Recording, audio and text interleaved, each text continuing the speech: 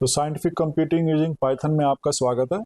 आज हम पिछले 2 लेक्चर में हमने पाइथन की बहुत सारी कमांड्स की हैं, तो आज हम उससे आगे करेंगे जो आगे जाके हमारे लिए यूज़फुल होंगे।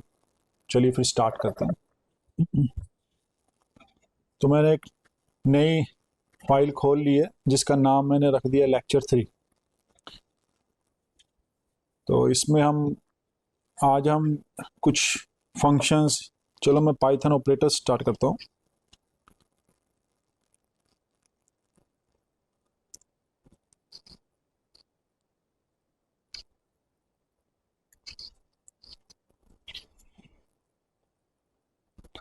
इसको अगर हम हैश से लिखें और मार्क डाउन कर दें तो ये पाइथन ऑपरेटर। तो पाइथन ऑपरेटर्स जैसे मैथमेटिकल ऑपरेशन है, 3+4 हमने किया वो 7 हो गया, 3 - 4 किया वो -1 आ गया। तो ऐसे हम ऑपरेटर जैसे मल्टीप्लाई करना है तो मल्टीप्लिकेशन में हम ये लिखेंगे, ठीक है, -2 × 5, ये आंसर आ गया। ऐसे ही हमने देखना है कि डिवीज़न कैसे करना है। तो डिवीज़न किया 3/4 बैकस्लैश जो ये है यूज़ हो रहा है, तो इसको 24/5,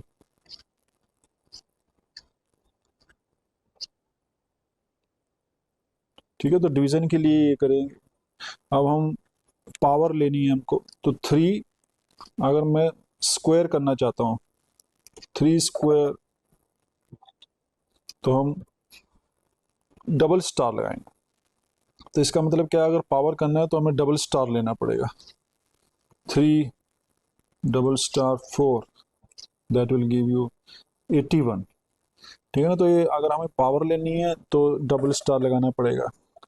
अब एक और ऑपरेटर है, जैसे 3 mod 2 करता हूँ तो देखते हैं क्या आता है, 1 आ गया। तो ये हमें क्या देता है, रिमाइंडर देता है। इसको हम मॉडुलस फंक्शन भी कहते हैं। तो अगर हम लिखना चाहें इसको तो यहाँ पर लिख भी सकता हूँ मैं, मॉडुलस फंक्शन। तो मॉडुलस फंक्शन हमें पता ही होता है कि वो क्या करता है, वो हमें देता है रिमाइंडर कि अगर 3 को हमने 2 से डिवाइड किया तो हमारा रिमाइंडर क्या आया। अब जैसे 4 है, उसको मैंने डिवाइड किया 2 से तो 0 आ गया। क्यों? क्योंकि 0 जो 2 है वो तो कम्प्लीटली डिवाइड करता है 4 को। तो इसका जो रिमाइंडर होगा, जो बचा हुआ भाग होगा, उसको वो 0 आ जाएगा। तो इसलिए इसको हम काफ़ी यूज़ करते हैं, जैसे 3 1 आ गया। तो अगर 10 को हम 3 से डिवाइड कर रहे हैं तो हमें पता है कि जो बचा हुआ अंश होगा वो 1 ही होगा। तो 3 × 3 9 +1, तो ये आ गया। ऐसे ही ये तो मैथमेटिकल ऑपरेशन है जो हम यूज़ करेंगे। ऐसे ही हम डिफाइन कर सकते हैं पाइथन असाइनमेंट्स। असाइनमेंट ऑपरेटर, इसको भी मैं बैकस्लैश लगा के और यहाँ पर मार्क डाउन करूँगा, एंटर करूँगा तो ये आ गया। सो पाइथन असाइनमेंट ऑपरेटर। तो पाइथन असाइनमेंट मतलब जैसे हमारा कोई वेरिएबल हमने डिफाइन किया x, उसको मैंने डिफाइन किया 5, उसकी वैल्यू 5 दे दी। तो मैंने क्या किया, x को मैंने 5 डिसाइड असाइन कर दिया। अब मैं लिखता हूँ x प्लस इक्वल टू 3 लिख लेता हूँ, ठीक है। तो इसके बाद मैंने लिखा और उसके बाद मैंने प्रिंट कर दिया x को और एंटर कर दिया तो 8 आ गया। इसका मतलब क्या हुआ, इसका मतलब जो ये असाइन कर रहे हैं हम इसको ऑपरेशन को, तो इसका मतलब क्या है, x, इसका मतलब x इज जो इक्वल टू है x + 3, ठीक है। तो इसका मतलब है कि x की कोई भी वैल्यूज है उसमें 3 ऐड करो, एक नया x मिल जाएगा। तो इसका मतलब यही है कि x + = 3, ठीक है। तो ये वैल्यूज आ गई। मैं यहाँ पर लिखता हूँ, अब x की वैल्यू 8 हो गई तो मैं माइनस कर देता हूँ, -3 कर देता हूँ सपोज, और एंटर करता हूँ तो वही वैल्यू आ गई। तो अब जो हमारा हमने जो वैल्यू असाइन की वो x5 था, फिर उस वैल्यू को हमने चेंज करके ये वैल्यू न्यू वैल्यू असाइन कर दी बाय इस ऐसे लिखने के बाद x प्लस इक्वल टू 3। ठीक है, उसके बाद फिर मैंने माइनस किया 3 तो वही आ गया। तो ऐसे हम इसको कभी भी कर सकते हैं। ऐसे मैं कर सकता हूँ, जैसे मैंने लिखा, अब मैं डिफाइन करता हूँ x 10 डिफाइन कर दिया मैंने, ठीक है, और x माइनस इक्वल टू 4 लिख दिया मैंने। तो इसका क्या मतलब होगा, इसका मतलब होगा कि x equal to x minus 4 कि कोई भी वैल्यू x की असाइन करें उसमें से 4 को सब्ट्रैक्ट कर दें। ठीक है, तो अब मैं इसको आउटपुट दिखाना चाहता हूं तो इसको मैं प्रिंट कर दूंगा। तो मैंने ये प्रिंट कर दिया। ठीक है, तो 10 की पहले वैल्यू 10 थी, उसमें से 4 माइनस हो गया, तो जो न्यू जो वैल्यू, जो नई वैल्यू असाइन हुई है x की, वो 6 आ गई है। अब मैं x प्लस 2 कर देता हूँ। ठीक है, तो 8 हो जाएगा।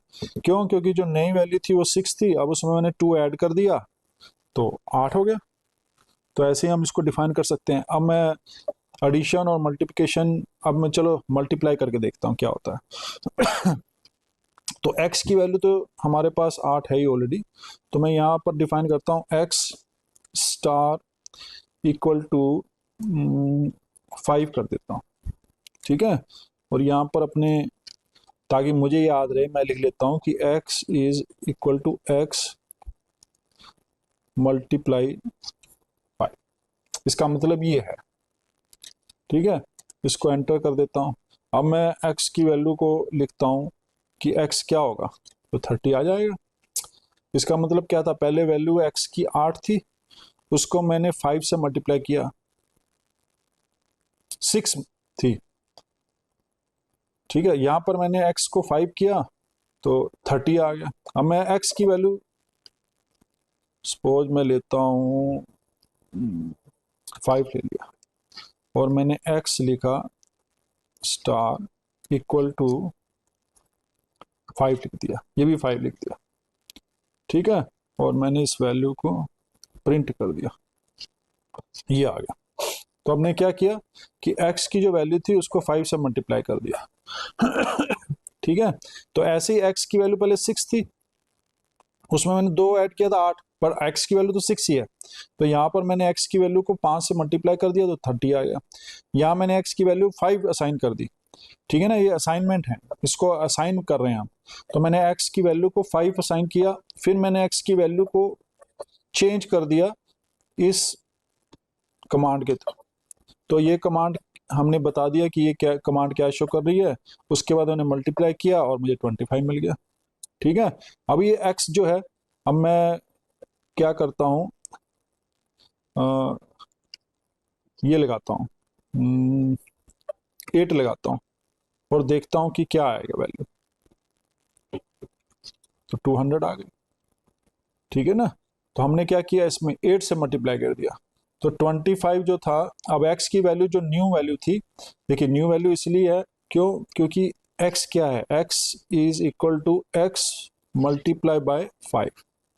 तो हमने कोई वैल्यू पहले x की थी उसको मैंने 5 से मल्टीप्लाई कर दिया, और जो वैल्यू न्यू आई वो मेरे यहाँ पर सेव होगी x में। अब x की वैल्यू जो थी वो चेंज होके न्यू वैल्यू होगी, और वो है 25।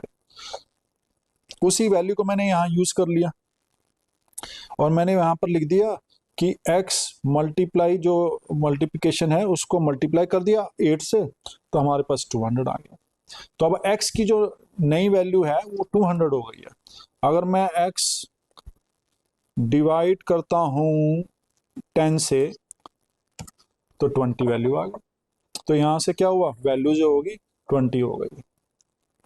ठीक है, पर x की वैल्यू 200 है, ये तो मैंने एक ऑपरेशन किया है, तो जो वैल्यू है वो x की, अगर मैं x लिखूं तो 200 ही दिखाएगा, क्योंकि x की वैल्यू जो है यहाँ पर असाइन हो गई है, वो 200 वैल्यू है। यहाँ तो मैंने सिर्फ ऑपरेशन लगाया उस पर, और मुझे जो उसका रिजल्ट मिला है वो 20 मिल गया, बट x की वैल्यू अभी भी 200 ही है। क्यों? क्योंकि यहाँ पर वो असाइन की गई थी। तो ऐसे ही हम असाइन करके वैल्यू कोई भी कर सकते हैं। अब मैं x की वैल्यू जो है, चलो मैं इसको अब एक लगाता हूँ, तो x को मैं लिख देता हूँ 40 लिख देता हूँ। ठीक है, अब मैं लिखता हूँ x m% इक्वल टू 5, ये लिख देता हूँ। ठीक है, तो m%5 लिखने का मतलब क्या हुआ कि इसका मतलब क्या है कि x equal to x m%5, ये इसका मतलब हो गया। ठीक है, अब मैं इसको यहाँ पर प्रिंट कर देता हूँ, तो हमारे पास 0 वैल्यू आ गई। क्यों? क्योंकि 40 जो है वो कम्प्लीटली डिविजिबल है 5 से, और जो रिमाइंडर होगा उसका 0 आएगा, तो इसलिए ये वैल्यू आ गई। अभी मैं यहाँ पर, तो x की वैल्यू क्या है यहाँ पर? 0। अब मैं क्या करता हूँ कि x की वैल्यू को चेंज कर देता हूँ और उसमें लिख देता हूँ x प्लस 18, ये लिख दिया मैंने। ठीक है, अब मैंने क्या किया, x की वैल्यू को एक न्यू वैल्यू असाइन कर दी जिसकी वैल्यू है 18। अब ये x को मैं लिखता हूँ तो 18 आ गया। ठीक है, तो अभी मैं x को 18 लिखने के बाद मैंने लिखा x m% इक्वल टू 5, तो यहाँ से आ जाएगा।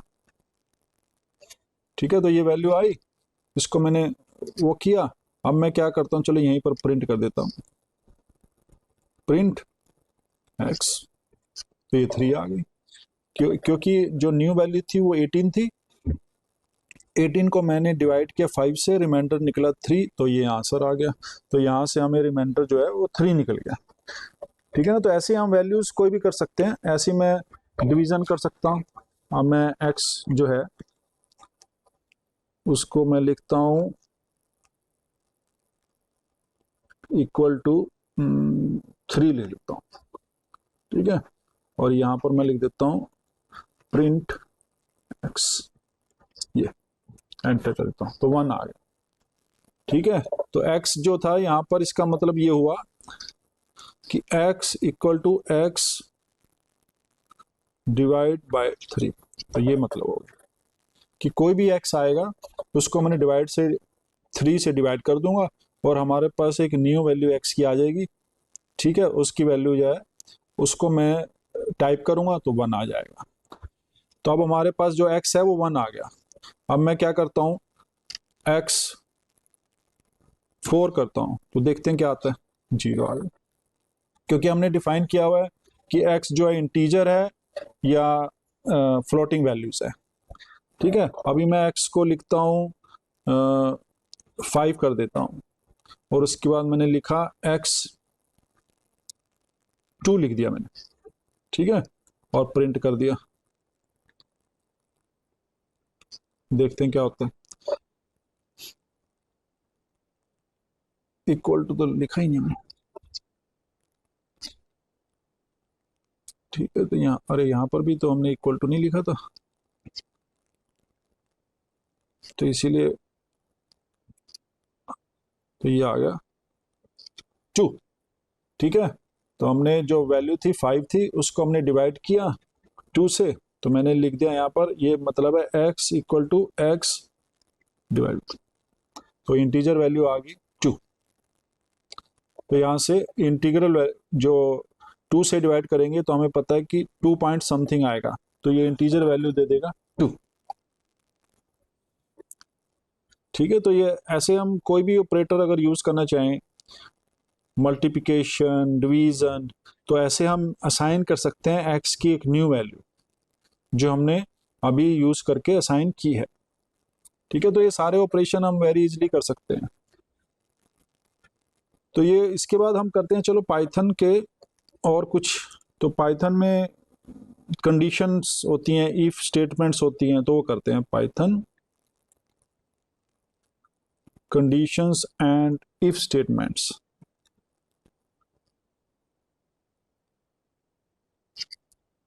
इसको मैंने क्या किया, हैश लगा दिया और मार्क डाउन कर दिया और फिर एंटर किया, तो ये लिखा हुआ आ गया Python condition and if statement. ठीक है ना, कंडीशन का मतलब क्या है कि जैसे हमने क्या किया डिफाइन, मैंने डिफाइन किया x is equal to 5 define कर दिया मैंने, उसके बाद मैंने डिफाइन कर दिया y is equal to 10 define कर दिया। ठीक है, अब मैंने लिख दिया इफ स्टेटमेंट यूज की मैंने, तो if b y is greater than x, ये मैंने स्टेटमेंट लगा दी, कंडीशन लगा दी। ठीक है, अगर y जो है x से बड़ा है तो अगर ये ट्रू होगा तो इसके अंदर इसकी वैल्यू जाएगी। ठीक है, और मैं वहां लिख दूंगा प्रिंट, और यहां पर मैं डिफाइन कर दूंगा कि y is greater then x, ये मैंने डिफाइन कर दिया। ये तभी पॉसिबल होगा जब ये जो कंडीशन हमने लगाई है वो ट्रू होगी। तो जैसे ही मैंने इसको एंटर किया, कॉलन नहीं लगाया हमने, यहाँ कॉलन भी लगाना है, तो ये कॉलन वैल्यू लगाई और उसके बाद मैंने एंटर कर दिया, तो y is greater then x, ये सही आ गया। ठीक है, अगर मैं इसी को चेंज कर दूं, कॉपी कर लेता हूं मैं इसको और इसको मैं चेंज कर देता हूं, और y x को मैं लिख देता हूं 11 लिख देता हूं, एंटर कर देता हूं, ये तो कुछ नहीं आया। इसका मतलब क्या हुआ, यहां पर एंटर ही नहीं हुआ इसमें। क्यों? क्योंकि ये जो कंडीशन थी ये फेल हो गई, ये फॉल्स कंडीशन हो गई, तो इसलिए इफ के अंदर हम एंटर ही नहीं कर पाए। ठीक है, अब जैसे मैं प्रिंट है इसको मैं यहां पर लिख देता हूं, बाहर लिख देता हूं ये, और मैं लिख देता हूं यहां पर x is greater then y।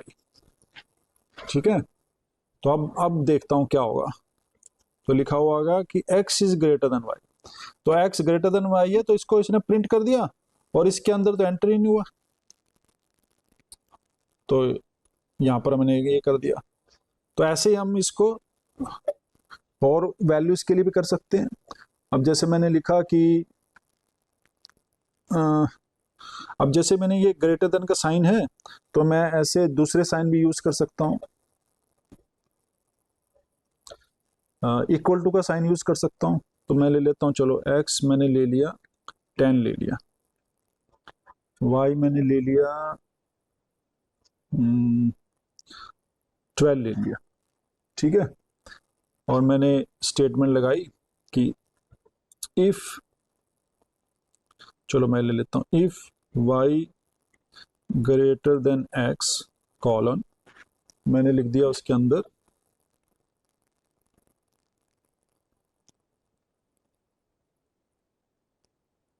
Control C, यहां पर मैंने प्रिंट कर दिया उसको। ठीक है, उसके बाद मैंने, चलो अब फिर मैं लिखना चाहता हूं कि क्या है भैया, y ग्रेटर देन x है कि x ग्रेटर देन y है। तो मैंने इसके लिए हमारे पास कमांड होती है एलिफ, एलिफ मतलब एल्स इफ, कि अगर ये नहीं है तो इसमें जाके देखो। तो मैंने क्या किया, एल्स इफ किया, और एल्स इफ में मैंने लिखा, चलो मैंने कंडीशन लगा दी x great equal to y, ये लगा दिया। ठीक है, और इसके अंदर भी मैंने प्रिंट कर दिया, प्रिंट, तो मैंने यहां पर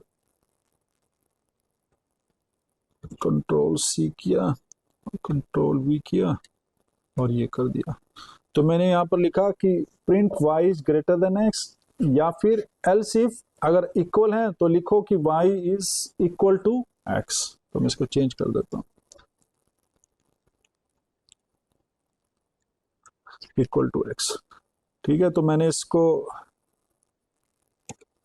एंटर कर दिया, यहां पर भी कॉलन था तो यहां पर भी कॉलन लगाना है और एंटर हो गया।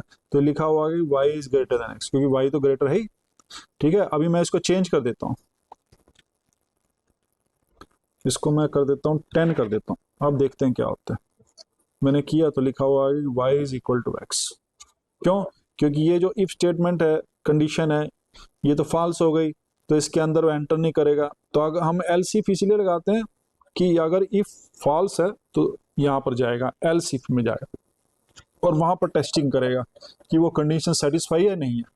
अगर ये भी सेटिस्फाई नहीं होगा तो वो कुछ नहीं लिखेगा। अब जैसे मैं x जो है y इज ग्रेटर है ना, तो मैं क्या करता हूं कि x को ग्रेटर कर देता हूं, ये कर दिया मैंने, देखो कुछ भी लिखा नहीं हुआ है। क्यों? क्योंकि ये भी फॉल्स हो गई और फिर ये भी फॉल्स हो गई।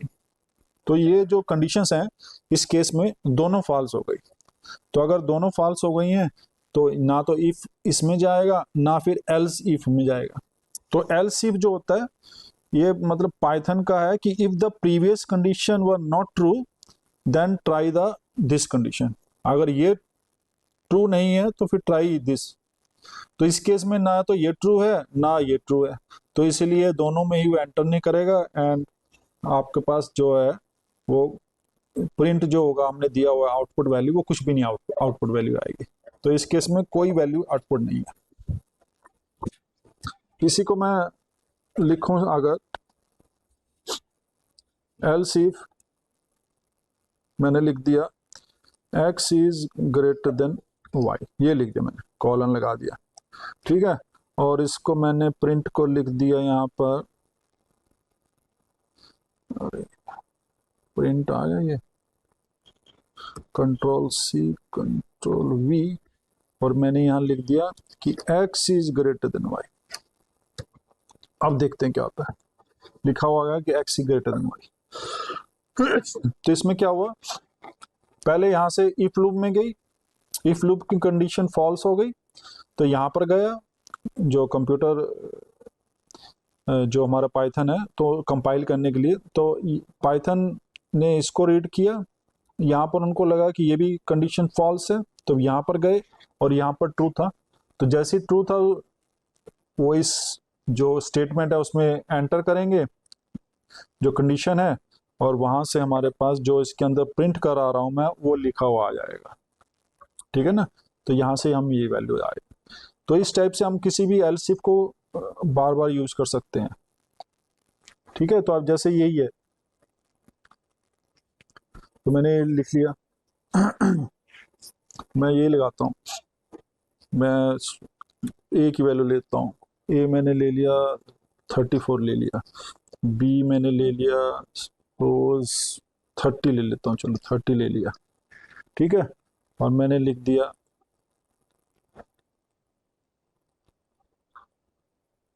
प्रिंट, चलो बाहर ही लिख देते हैं प्रिंट अभी कुछ।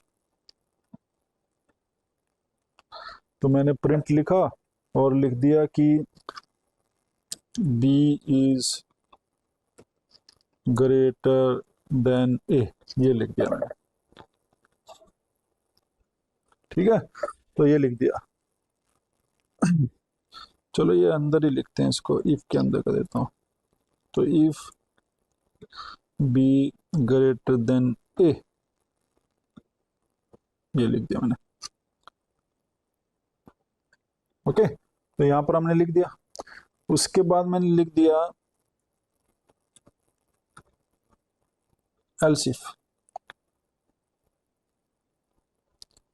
तो एल्स इफ लिख दिया मैंने, तो एल्स इफ, और ये लिख दिया मैंने कि ए इक्वल टू बी, चलो ये लिख दिया मैंने, कॉलन लगा दिया। उसके बाद मैंने लिख दिया यहाँ पर इंडेंटेशन का ध्यान रखना, तो इंडेंट कर दिया मैंने इसको, और मैंने इसको भी कर दिया print a is equal to B, ये कर दिया हमने, ठीक है। और उसके बाद मैं एक लगाऊंगा एल्स, ठीक है। उसमें जाएगा प्रिंट, और यहाँ लिखा हुआ जाएगा, अब देखो B is greater than B, तो हम यहाँ करेंगे बी इज लेस देन, ये लिख दिया मैंने। तो हमने एक यहाँ पर नई स्टेटमेंट लगाई एल्स। एल्स का मतलब होता है या तो यहाँ जाओ फिर यहाँ जाओ, अगर दोनों में नहीं है तो फिर यहाँ जाओ। तो हमारी जो वैल्यूज थी यहाँ पर मैंने एल इफ लगाया था, तो एल इसका मतलब था कि एल सिर्फ यहाँ जाओ फिर यहाँ जाओ। इसमें क्या है, अगर ये नहीं है ट्रू ये भी नहीं ट्रू है तो यहाँ तो जाना ही पड़ेगा, तो ठीक है। तो ये यहाँ पर क्या है आपकी, ये आ गई,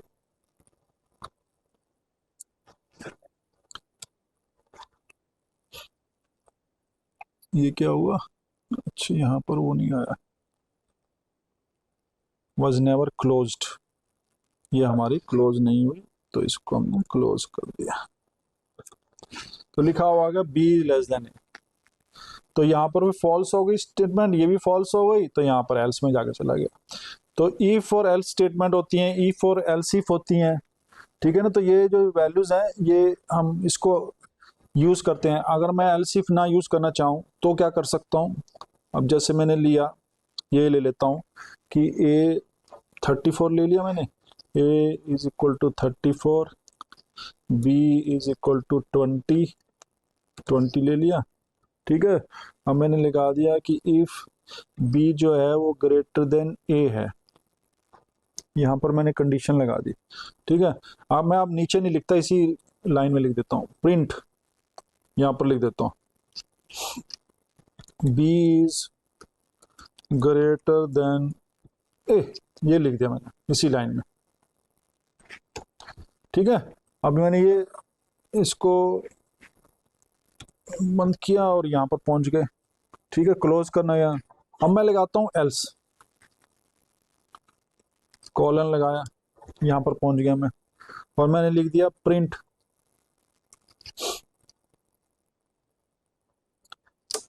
अब मैंने यहाँ पर लिख देता हूँ B is greater than A is greater than B, भी आ गया, ठीक है। तो इस केस में हमने एल्स लगाया सिर्फ, एल्स का मतलब है यहाँ पर जाइए, यहाँ पर ट्रू नहीं है तो यहाँ पर जाइए, अगर बी ग्रेटर देन ए नहीं है तो यहाँ पर आएंगे और प्रिंट कर देंगे। अब मैंने इसको लिखा तो लिखा हुआ आगे कि A is greater than B, था यहाँ पर प्रॉब्लम क्या है कि अगर मेरा ए 34 है और बी अगर मैं 34 लगा देता हूँ, तब देखिए क्या हो रहा है, तो दोनों इक्वल हैं, ये तो फॉल्स स्टेटमेंट हो गई, तो ये फॉल्स हो गया, ठीक है।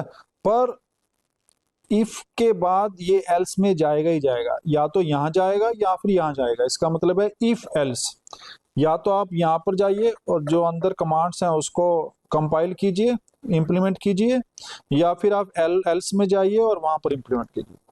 तो अगर मैं यहां पर लिखूं कि ए इज ग्रेटर देन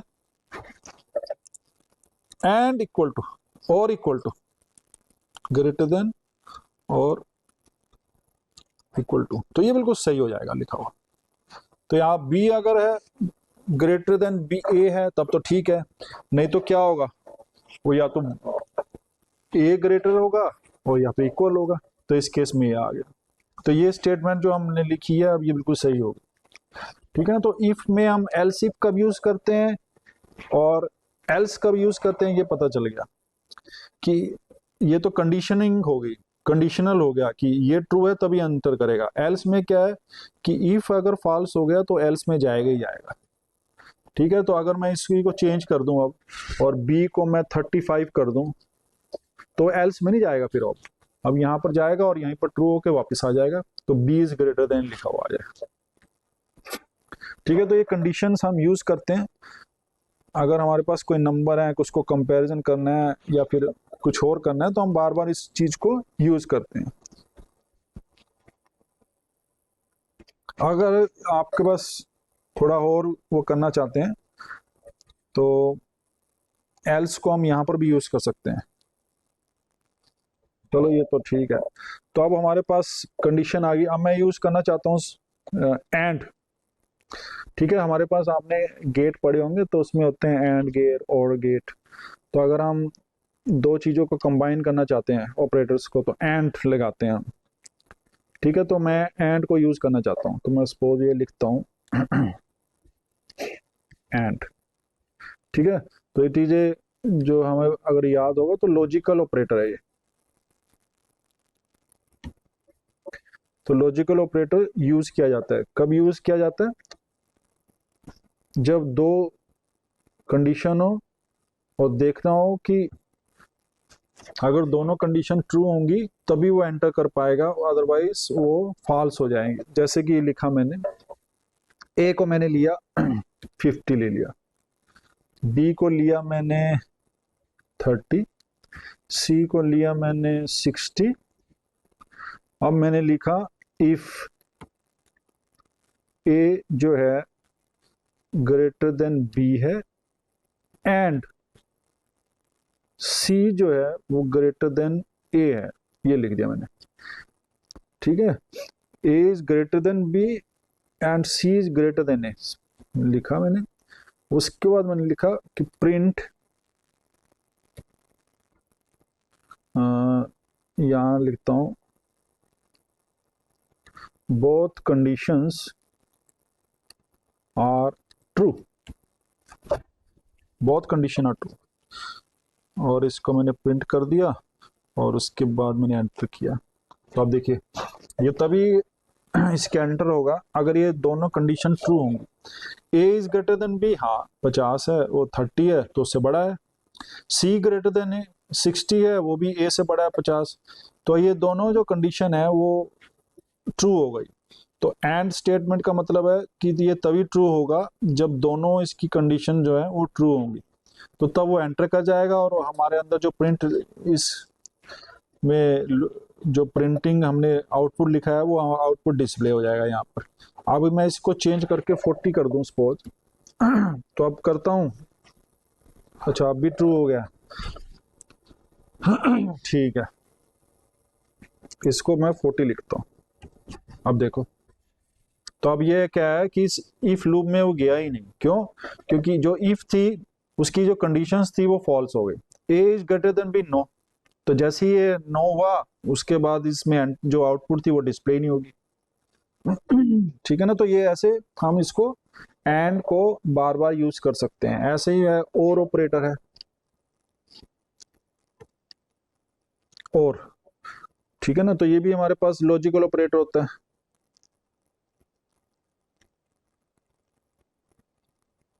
तो लॉजिकल ऑपरेटर हमें पता है, तो इसमें और में क्या होगा कि अगर दोनों में से एक स्टेटमेंट भी ट्रू हो जाएगी तब भी हम मान लेंगे कि वो ट्रू है। जैसे मैं इसी को कॉपी कर लेता हूं,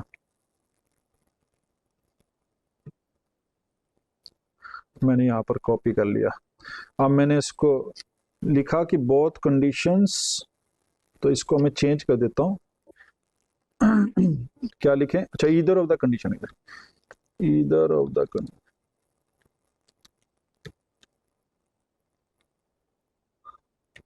वैसे तो दोनों अगर ट्रू होगी तब भी माना जाएगा। ईदर ऑफ द कंडीशन और बोथ द कंडीशंस, ठीक है। या फिर इसको भी ले सकता हूँ ईदर ऑफ द कंडीशन और बोथ द कंडीशन। तो मैंने एंटर किया, तो हम इसको ऐसे लिख सकते हैं। अब ए जो है 40 है, अच्छा इसको मैं अब लिखता हूँ 30 कर देता हूँ। अब देखिए ए ग्रेटर देन बी है, नहीं है। सी ग्रेटर देन ए है, हाँ है। तो अगर मैं इसको एंटर करूं तो ये आ गया, और यहां पर मैंने और नहीं लिखा, अभी और भी लिखना है, ये आगे लिखा हुआ, ठीक है। तो यहाँ पर क्या है, ईदर ऑफ द कंडीशन और both of the condition true. तो यहाँ पर दोनों में से एक कंडीशन ट्रू है, वो है सी ग्रेटर देन ए। ए ग्रेटर देन बी तो फॉल्स है, तो पर दोनों में से अगर एक भी सेटिस्फाई करेगा तो उसके अंदर एंटर कर जाएगा। अगर दोनों सेटिस्फाई करेगा तो कोई प्रॉब्लम नहीं। अगर मैं यहाँ पर लिख दूं ए इज लेस देन, लिख देता हूँ, ठीक है, A is less than B true है, C is greater than A true है, तो लिखा हुआ आ जाएगा। तो दोनों अगर ट्रू होंगी तो और में वो भी ट्रू होगा, बट अगर दोनों में से एक भी ट्रू होगा तब भी वो ट्रू माने, वो जो कंडीशन होगी वो ट्रू हो जाएगी और वो अंदर जो आउटपुट है वो डिस्प्ले कर देगा। तो ऐसे हम और का यूज कर सकते हैं। ऐसे ही हम नॉट इक्वल टू होता है हमारे पास, उसको भी लिख सकते हैं, नॉट इक्वल टू। ठीक है, तो हमने क्या किया कि इक्वल टू स्टेटमेंट यूज हो गई। इक्वल टू में क्या है, दो इक्वल साइन लगाने पड़ते हैं हमें, ठीक है। ऐसे ही हमारे पास एंड आ गया, और आ गया। तो नॉट इक्वल टू में क्या करना पड़ेगा, तो not equal two is represented by ऐसे, तो इस साइन से हम यूज करेंगे, एक्सक्लेम इक्वल टू, ठीक है। तो ये नॉट इक्वल टू का साइन है। अब जैसे मैं यहीं पर इसको कॉपी करता हूं, यहीं कहीं कंट्रोल सी कंट्रोल वी लिखा मैंने,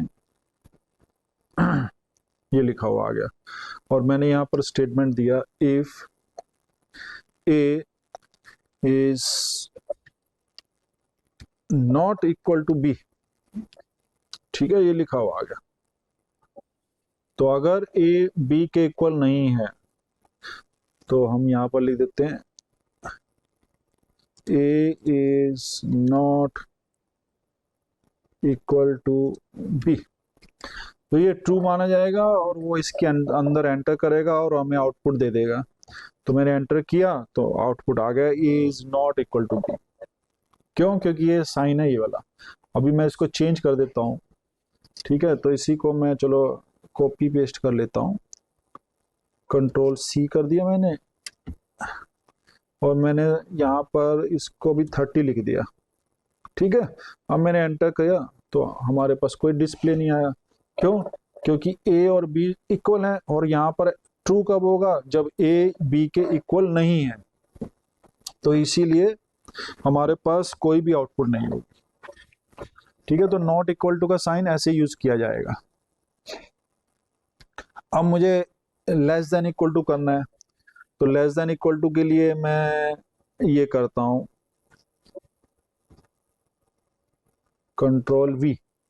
अब जैसे ए और बी है तो मुझे लिखना है लेस देन इक्वल टू, तो ये आ गया लेस देन इक्वल टू, कि if A is less than equal to B, तो लिखा हुआ आ जाएगा ये। तो मैं एंटर किया तो लिखा हुआ आ गया A is not equal to B. अच्छा, ये तो पहले लिखा हुआ था, तो लिख देते हैं कि A is less than equal to,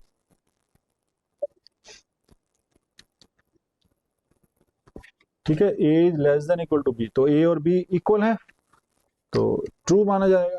भाई या तो लेस हो या इक्वल हो, तो यहाँ पर इक्वल है तो ट्रू हो जाएगा। अगर मैं इसी को चेंज कर दूं क्वांटिटीज को, तो क्या होगा? अब मैंने ए है, ए को 40 कर दिया, अब देखते हैं क्या होगा। तो कुछ नहीं लिखा हुआ है, ना तो ए लेस देन है बी से, ना इक्वल है, तो इसलिए ये जो स्टेटमेंट होगी, जो इफ है वो कंडीशन ही फेल हो जाएगी, तो इम्प्लीमेंट ही नहीं होगी इफ स्टेटमेंट। तो यहाँ पर ये आ जाएगा, ठीक है ना। तो ये लेस देन इक्वल टू आ गया। ऐसे ही हम ग्रेटर देन इक्वल टू लिखें, तो ग्रेटर देन इक्वल टू में क्या होगा?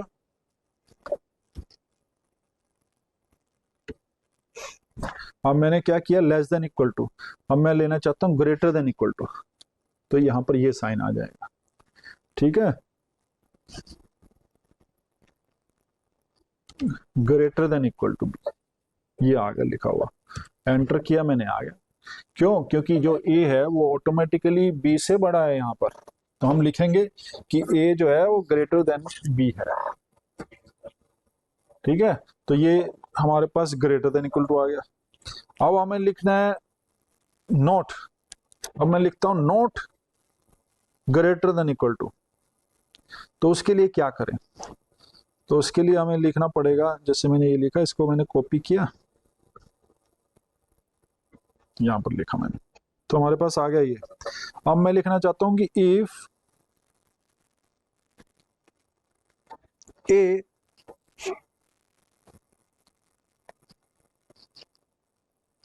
If not A greater than B. इसका मतलब क्या है कि जो नॉट हम लगा रहे थे नॉट इक्वल टू, तो हम नॉट इक्वल टू में हम ऐसे नहीं लगा सकते। मैं लिखना चाहता हूं कि if A is not equal to greater than B, तब क्या लिखा जाए इसको, ठीक है। तो अगर ये करें तो हमारे पास ये आ जाएगा। तो इफ ए जो है वो तो बड़ा है, ठीक है ना, और यहां था कि if A is not greater than B, तो क्या होगा? तो यहां पर ये स्टेटमेंट आ जाएगी। तो यहां पर आएगा कि अगर मैं लिखूं इसको 20 कर दूं, चलो, तो लिखा हुआ आ गया। तो हम यहां पर इसका मतलब क्या हुआ? ए इज नॉट तो यहाँ पर मैं चेंज कर देता हूँ, A is not greater than, इसका मतलब ये हुआ कि A, if A is not greater than B then it will be satisfied. तो ये लिखा हुआ आ गया। तो ए अगर बी से बड़ा नहीं है, तो बड़ा नहीं है बी से, बी बड़ा है इस केस में, तो यहाँ पर लिखा हुआ जाएगा जो भी कंडीशन फॉल ट्रू हो गई और उसके अंदर की जो आउटपुट है वो हमें डिस्प्ले हो जाएगी। ठीक है ना, तो ऐसे ही हम लगा देंगे। अगर हम इसको एक्सक्लेमेशन साइन से लगाएंगे तो उस केस में आपको एरर मिलेगी। ठीक है, तो ये हमारे पास जो लॉजिकल ऑपरेटर थे वो हमने यूज कर लिए कि हम कैसे उनको यूज कर सकते हैं, इफ स्टेटमेंट्स में कैसे यूज कर सकते हैं। तो अब थोड़ा और देखते हैं। तो अब मैं लिखता हूं नेस्टेड इफ। ठीक है, नेस्टेड इफ का मतलब क्या है कि इफ स्टेटमेंट के अंदर ही अगर इफ स्टेटमेंट होगी तब क्या किया जाएगा।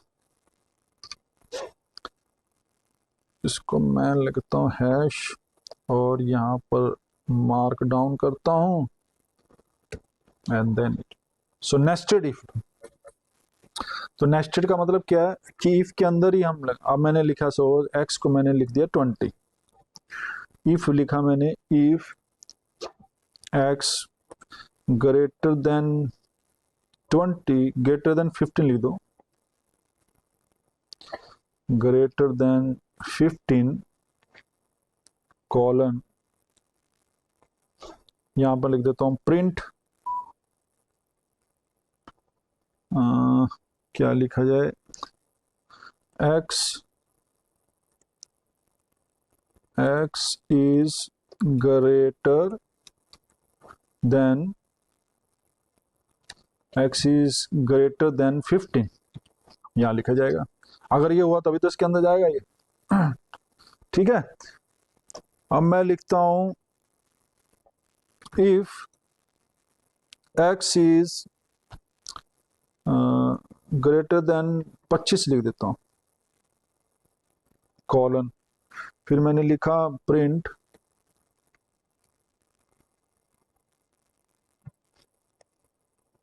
X is greater then 25। तो हमने क्या किया, इफ के अंदर ही हमने इफ स्टेटमेंट लगा दी। ठीक है, इसको हम कहते हैं नेस्टेड। एल्स लिख दिया मैंने, एल्स प्रिंट, और मैंने लिख दिया नॉट अबव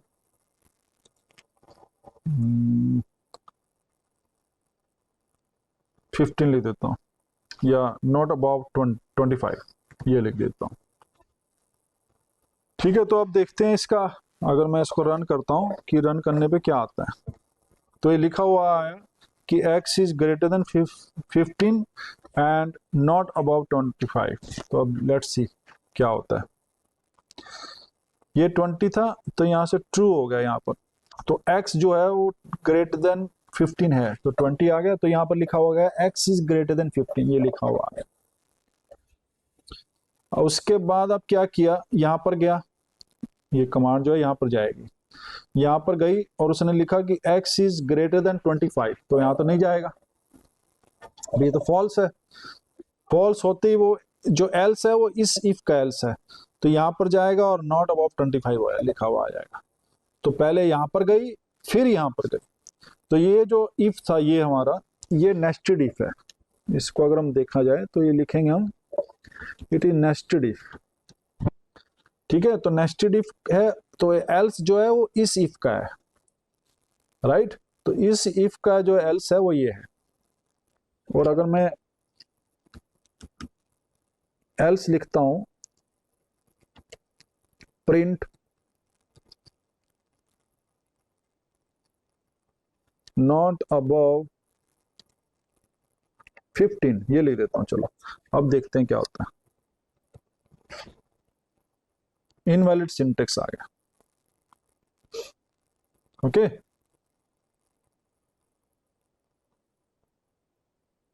तो ये जो सिंटेक्स आ गया तो 2 एल्स आ गए। तो इसको अच्छा चलो हमने यहाँ तक, तो इसमें क्या हो गया, 2 एल्स स्टेटमेंट है, तो इफ का एल्स स्टेटमेंट ये था, तो ये इट विल नॉट वर्क। ठीक है, तो ये इस तरीके से हमने इसको यूज कर लिया। अब मैं क्या करता हूँ, x को चेंज कर देता हूँ, x ग्रेटर देन 15 है तो मैं 10 लिख देता हूँ। अब देखते हैं क्या होता है। अब देखो यहाँ पर तो नहीं जाएगा ये, x विल नॉट गो, तो कोई स्टेटमेंट जब यहाँ पर ही नहीं जाएगा तो अंदर जो है इफ स्टेटमेंट जो है इसके नेक्स्ट में है, मतलब इसके अंदर ही बनी हुई है ये, तो जब इसमें ही नहीं जाएगा तो यहाँ तक नहीं जाएगा, तो यहाँ तक नहीं जाएगा तो कुछ नहीं वैल्यूज होंगी। ठीक है ना, तो यहाँ पर अगर ये वैल्यू ट्रू है तभी उसके अंदर एंटर करेगा। अब मैं इसको लिखता हूं और यहां पर लिख लेता हूं x is greater than equal to, ये लिख लेते हैं।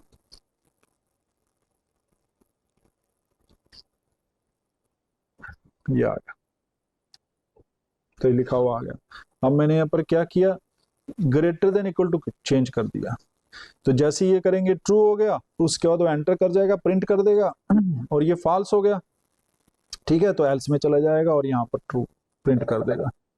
तो ये सब चीजें जो है नेस्टेड इफ हम ऐसे यूज कर सकते हैं। ऐसे ही हमारे पास जो है, अगर याद हो आपको, तो वाइल लूप होती है एक, वाइल लूप, लूप मतलब ये चलती जाएगी जब तक हम इसको रोकेंगे नहीं, उसको हम कहते हैं लूप। ठीक है, तो बार बार इफ स्टेटमेंट्स लिखने के बजाय हम लूपिंग का यूज करते हैं। तो वाइल लूप हम लगाएंगे, जैसे मैंने लिखा, मैंने डिफाइन किया, कोई इंडेक्स डिफाइन किया, i is equal to 1 define कर दिया मैंने, यहाँ पर लिख दिया, और मैंने लिख दिया वाइल i जो है वो लेस देन इक्वल टू 5 हो तो प्रिंट कर दे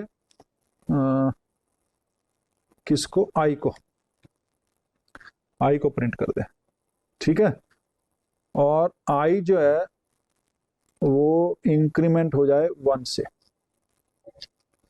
और ये जो है कॉलन लग गया। तो इसमें क्या हो रहा है कि वाइल लूप के अंदर जाएंगे हम, और जब भी i greater than less than equal to 5 होगा, वो अंदर चला जाएगा, ट्रू हो जाएगी वैल्यू, प्रिंट कर देगा उसको, और एक इंक्रीमेंट दे देगा उसको। ठीक है, तो इसको इंक्रीमेंटल भी करना है, और इसको इंडेंटिंग कर देनी है इसकी, और मैंने एंटर किया तो ये आ गया। तो जैसे मैंने स्टार्ट किया, i इज इक्वल टू 1 से स्टार्ट किया, अब जैसे 1 गया यहाँ पर, तो 1 ही less than equal to 5, yes, तो प्रिंट कर दिया उसने 1 को, और यहाँ पर उसने क्या किया, 1 में ऐड कर दिया। इसका मतलब क्या है जो हमने अभी किया है कि i is equal to i plus 1, तो 1 का इंक्रीमेंट हो गया i में। ठीक है, तो i मतलब 2 बन गया, फिर ये वहां पर जाएगा वापस।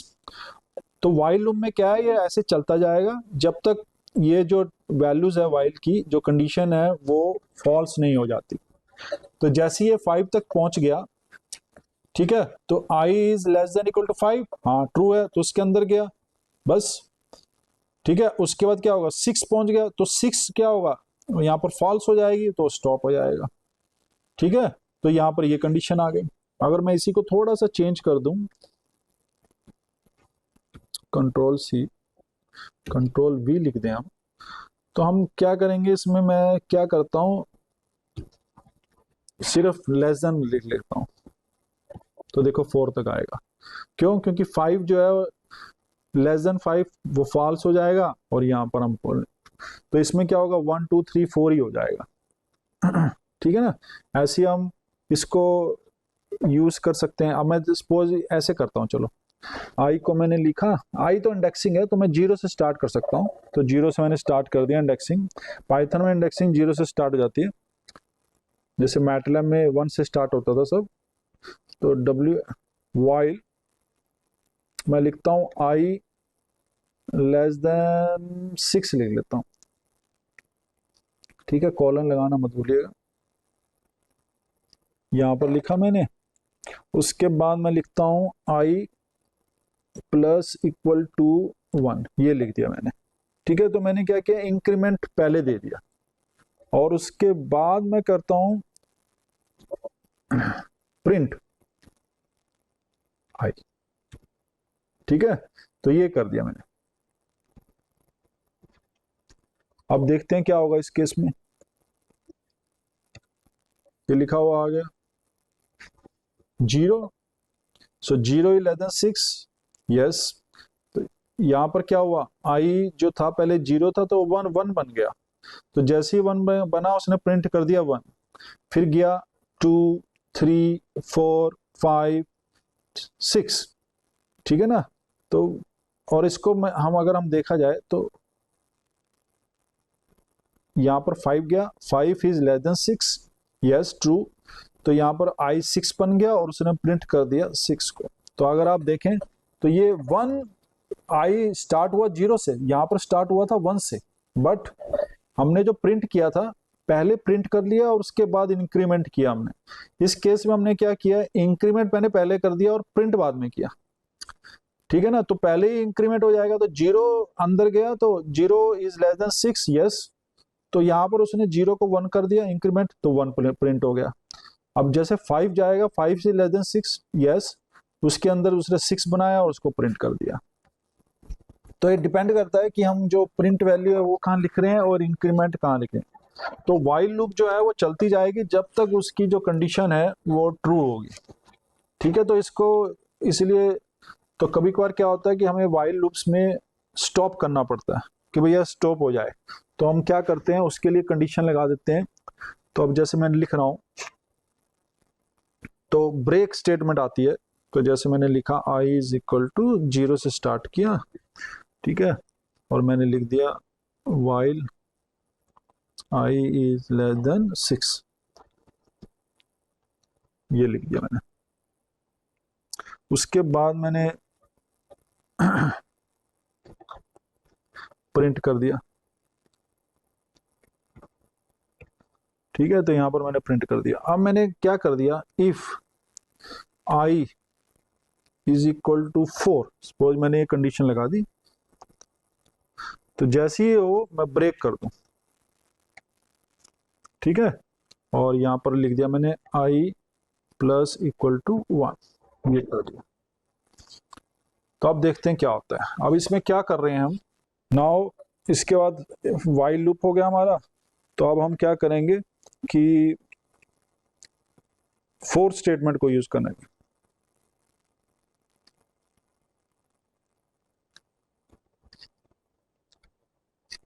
ये कैसे यूज कर सकते हैं ये देखते हैं, ठीक है ना। फॉर लूपिंग,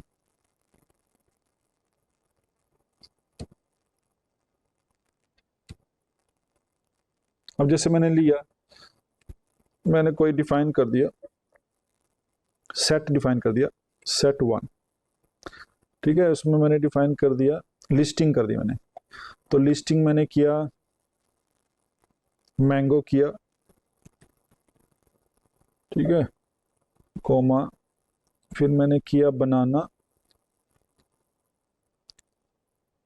कोमा, और उसके बाद बनाना के बाद कुछ भी कर दिया, एप्पल कर दिया। ये हमने एक लिस्टिंग डिफाइन कर दी, मतलब एक वेक्टर डिफाइन कर दिया, ठीक है। तो उसके बाद मैं क्या करता हूँ, यहाँ लिखता हूँ फॉर एक्स इन सेट 1, ऐसे मैंने डिफाइन कर दिया। तो फॉर एक्स इन सेट 1 मतलब एक्स जो है जब सेट 1 में होगा तो क्या करना है, ठीक है। तो उसके बाद मैंने लिखा सेट 1 और उसके बाद कॉलन लगा दिया और फिर प्रिंट कर दिया एक्स। अब देखते हैं कि यहां पर क्या होगा। तो लिखा हुआ आ गया मैंगो बनाना एप्पल, ठीक है। तो इसमें क्या हो रहा है कि जो सेट 1 है वो एक लिस्ट है। अब क्या करेंगे, एक्स जो है मैंने इस सेट के अंदर डिफाइन कर दिया, तो एक्स जैसे ही सेट में जाएगा, एक्स इन सेट 1, अब क्या करेगा, वो प्रिंट करने स्टार्ट कर देगा इसके अंदर जो लिस्टिंग में जो वैल्यूज हैं उनको, ठीक है। तो उस वैल्यूज को प्रिंट करता जाएगा और ये तब तक करता जाएगा जब तक लास्ट में वो जो वेक्टर है या जो लिस्टिंग है उसके लास्ट एलिमेंट तक ना पहुंच जाए। तो लास्ट एलिमेंट एप्पल था तो ये एप्पल तक प्रिंट करेगा और उसके बाद खत्म हो जाएगा। ठीक है ना। तो ये जो लूप है ये इसको हम कहते हैं फॉर लूप, ठीक है ना। तो फॉर लूप यूज की जाती है जब हमारे पास हमें जो क्वांटिटीज गिवन है वो लिस्टिंग में गिवन है, वेक्टर्स की फॉर्म में गिवन है। अब जैसे मैं यही है, मैं यहाँ पर लिखता हूँ फॉर एक्स इन, मैंने डिफाइन कर दिया यहाँ पर मैंगो, ठीक है, ये मैंने डिफाइन कर दिया और उसके मैंने कर दिया प्रिंट एक्स। तो अब क्या करेगा, मैंगो जो है उसमें एक्स इन करेगा, मतलब इसके जो करेक्टर्स हैं उसको देखेगा और उसको प्रिंट कर देगा। और एंटर किया तो मैंने लिखा हुआ आ गया मैंगो, ठीक है। तो फॉर लूप जो है वो इसमें एंटर करेगी इस करेक्टर में जो भी हमारी स्ट्रिंग है, और उसके अंदर जो वैल्यूज हैं वो 1 बाय 1 उसको यहाँ पर टाइप कर देगी, प्रिंट कर देगी। अब जैसे मेरे यही है set1 है, अब मैं सपोज इसको थोड़ा चेंज कर देता हूँ, Ctrl+V। अब मैंने लिखा मैंगो, बनाना, एप्पल, और यहाँ पर लिख दिया मैंने चेरी, लिख दिया चेरी। अब मैंने क्या किया, x in the set1 print x कर दिया। उसके बाद मैं क्या करता हूँ, इफ स्टेटमेंट लगाता हूँ, if x is equal to, और मैंने लिख दिया सपोज बनाना। तो जैसे ये करे उसके बाद ये ब्रेक कर दे इसको, ठीक है। तो जैसे ही वो x जो है वो बनाना बनेगा वो स्टॉप हो जाएगा। एंटर किया मैंने, कॉलन, हाँ ये आ गया। अच्छा यहाँ पर कॉलन नहीं लगाया हमने, तो यहाँ पर कॉलन लगाएंगे और एंटर कर देंगे। तो देखिए पहले मैंने लिखा मैंगो, तो मैंगो आ गया, फिर मैंने लिखा बनाना, ठीक है। और जैसे ही x जो है प्रिंट कर गया बनाना, और जहां पर ये स्टेटमेंट आई कि if x is equal to banana, तो इसका मतलब जो ये इफ स्टेटमेंट है ये ट्रू हो गई, तो एंटर कर जाएगा इफ लूप में, और जैसे ही एंटर करेगा ब्रेक कर देगा इसको, तो ये बनाना, बनाना तक ही प्रिंट होगा। मैं यहाँ पर लिखता हूँ एप्पल, तो एप्पल तक लिख देगा। तो ऐसे हम रोक सकते हैं, जो भी हमें प्रिंट करना है उसको हम करवा सकते हैं प्रिंट। अगर सपोज मैंने एप्पल को प्रिंट करवाना है और किसी को करवाना ही नहीं है, तो मैं इस प्रिंट को ना यहाँ से Ctrl+X करता हूँ और यहाँ पर लिख देता हूँ। अब मुझे क्या करना है कि सिर्फ मुझे प्रिंट जो करना है वो एप्पल ही करना है। एंटर किया मैंने, ये आ गया, ठीक है। तो हमने क्या किया है, set1 में ये था, अब x को हमने इसमें कंटिन्यू कराया set1 में, और मैंने ये स्टेटमेंट दे दी कि if x is equal to apple होगा तभी वो प्रिंट करेगा, अदरवाइज नहीं करेगा। तो जैसे ही वो एप्पल में गया उसने प्रिंट किया और उसके बाद ब्रेक किया और वो स्टॉप हो गया। ब्रेक का मतलब है कि बस आगे नहीं इंप्लीमेंट करना फॉर लूप को, यहीं पर रुक जाना है, ठीक है ना। तो ये अब मैं इसको यूज कर रहा हूँ, तो और जैसे मैंने पहले यूज किया था तो हर एक वर्ड यूज लिखा हुआ आ गया था, मैंगो, बनाना, और बनाना के बाद रुक गए थे। इसमें सिर्फ एप्पल ही यूज होगा, ठीक है। तो ये चीज हम यूज कर सकते हैं। ऐसे ही मैं रेंज यूज कर सकता हूँ, रेंज फंक्शन, ठीक है। और रेंज फंक्शन क्या होता है, अभी देखते हैं कि रेंज फंक्शन हमारे लिए क्या करेगा। तो ये रेंज आ गया। अब देखो मैंने क्या करना है, फॉर एक्स इन रेंज 5, ये लिखा मैंने, ठीक है। तो रेंज फंक्शन क्या हुआ, it returns A sequence of number, ठीक है, starting from the zero, zero है वहां से स्टार्ट होगा डिफॉल्ट, और इंक्रीमेंट करेगा 1 1, ठीक है। तो मैंने जैसे ही एक्स लिखा इन रेंज 5, और सपोज मैं उसके बाद यहां पर लिखता हूं, कॉलन किया और मैंने प्रिंट कर दिया प्रिंट एक्स, तो लिखा हुआ ये आ गया। तो एक्स जो है वो इन रेंज मतलब 0 से 5 तक, ठीक है, वो प्रिंट करता जाएगा 0 1 2 3 4, ठीक है। तो एक्सक्लूड करेगा 5 को, लास्ट वाले को, तो x जो है क्या हो रहा है, प्रिंट होया जा रहा है और अपने आप ही इंक्रीमेंटल हुआ जा रहा है। लास्ट टाइम हमने जो इफ लूप में किया था या वाइल लूप में किया था, वाइल लूप में हम क्या कर रहे थे, इसको प्रिंट कर रहे थे और यहाँ पर इंक्रीमेंट कर रहे थे और स्टार्टिंग में हमने डिफाइन किया था कि I starting from the zero, जैसे ऊपर हमने किया था कि आई जो है 1 से स्टार्ट हो रहा है, जैसे यहाँ पर था, तो I is starting from zero while it is this. अब हमने इंक्रीमेंट दिया और प्रिंट किया तो यहाँ से प्रिंट आ गया। अब हमने ये काम नहीं किया, हमने क्या किया कि डिफाइन कर दिया for x in the range 5 और रेंज स्टार्ट हो रही है 0 1 2 अप टू 5, तो लास्ट का जो एलिमेंट है उसको एक्सक्लूड कर देगा, ठीक है, और 1 1 इंक्रीमेंट होता जाएगा और उसको प्रिंट कर देगा। तो पहले 0 को उसने प्रिंट किया, फिर 1 को, फिर 2 को, 3 को, 4 को, ठीक है। तो 5 जो एलिमेंट्स थे उसके रेंज थी जो, वो उसने शो कर दी। अब ऐसे ही मैं लिखता हूं for x in range 2 to 6, ये लिख दिया मैंने, ठीक है। तो अब इसमें क्या कर रहा है, रेंज जो ले रहा है ना वो 2 से स्टार्ट कर रहा है और प्रिंट कर दिया मैंने x को, एंटर किया तो 2 3 4 5 आ गया। स्टार्टिंग में होगा 2 और 5 तक जाएगा। तो इस केस में हमें क्या मिला कि भैया जो वैल्यूज हैं वो 2 से स्टार्ट करनी है और उसको हमने प्रिंट कर दिया। अब मैं सपोज इंक्रीमेंटल जो यहाँ था ना वो ऑटोमेटिकली 1 था, अब मैं इंक्रीमेंट को भी चेंज करना चाहता हूँ, तो मैंने लिखा 4x इन रेंज। अब मैंने क्या किया, स्टार्ट किया मैंने सपोज 2 से और मुझे जाना है 21 तक जाना है और 3 3 का इंक्रीमेंट लेना है, ठीक है, 3 3 का इंक्रीमेंट लेना है और तो मैंने इसको प्रिंट कर दिया x, ये आ गया। तो क्या करेगा, ये स्टार्ट करेगा 2 से, 2 + 3 5 + 8 प्लस, तो ऐसे करता जाएगा। इसको मैं प्रिंट करूंगा तो ये आ गया, देखो 2 आ गया, फिर 5 आ गया, फिर 8 आ गया, फिर 11 आ गया, फिर 14 आ गया, फिर 17 आ गया, फिर 20 आ गया, ठीक है। तो लास्ट वैल्यू जो है वहां तक वो प्रिंट कर देगा। तो इसमें हमने क्या किया कि इंक्रीमेंट भी हमने 3 3 के इंक्रीमेंट लिए हैं। डिफॉल्ट जो होता है हमारा 1 1 का इंक्रीमेंट होता है, जैसे हमने यहाँ पर लिखा है। अदरवाइज अगर हम अलग अलग इंक्रीमेंट लेना चाहते हैं तो उसको हम ऐसे भी लिख सकते हैं, ठीक है ना। तो हमने इसको इस फॉर्म में लिख दिया। अब ये जैसे मैं ये ले रहा हूं 4x इन रेंज।